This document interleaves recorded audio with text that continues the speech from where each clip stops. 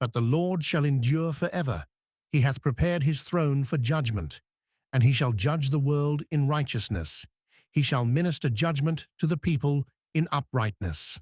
Psalm 9, 7-8. David shifts from describing the destruction of the wicked to proclaiming God's eternal nature and righteous judgment. These verses form the theological center of Psalm 9, contrasting the temporary nature of evil with God's permanent reign. But the Lord shall endure forever. The word "but" marks a stark contrast. While enemies perish and cities crumble, God remains. The word translated endure means to sit or dwell. God doesn't just exist. The Lord reigns through all ages. This truth anchors Christian faith. Empires rise and fall, leaders come and go, philosophies flourish, then fade, but God endures. Isaiah 48 echoes this reality. The grass withereth, the flower fadeth, but the word of our God shall stand forever. He hath prepared his throne for judgment. God's throne isn't just assembled when crisis strikes. He has prepared it for judgment. The verb tense shows completed action with ongoing results. Before the first sin, God established his judicial throne. Nothing catches him unprepared. The throne represents authority and power. Earthly thrones topple, dynasties end, but God's throne stands firm. Psalm 93 verse 2 declares, "Thy throne is established of old. Thou art from everlasting." Verse 8 expands this judicial theme. "And he shall judge the world in righteousness." The scope is universal. The world. No nation escapes, and no corner remains hidden.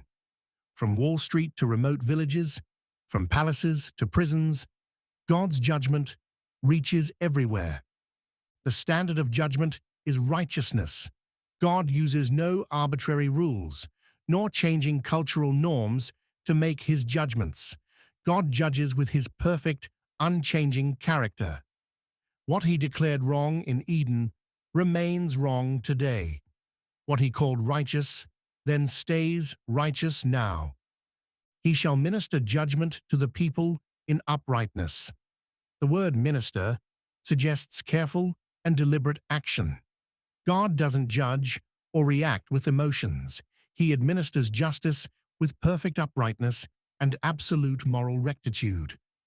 These verses speak to many contemporary issues.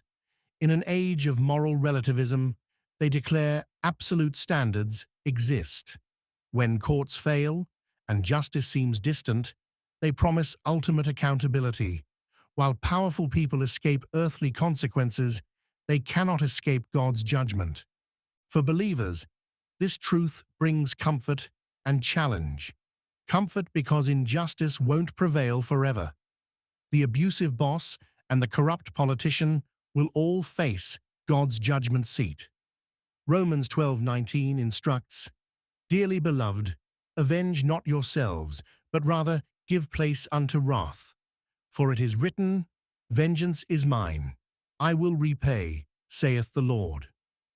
The challenge comes in remembering we, too, face judgment. Not for salvation, Christ bore that judgment for us on the cross. But 2 Corinthians 5:10 warns, "For we must all appear before the judgment seat of Christ, that everyone may receive the things done in his body, according to that he hath done, whether it be good or bad." This motivates us to live holy. Knowing God judges in righteousness, how can we live in sin?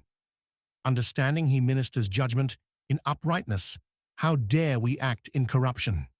1 Peter 1:17 exhorts, "And if ye call on the Father, who without respect of persons judgeth according to every man's work, pass the time of your sojourning here in fear."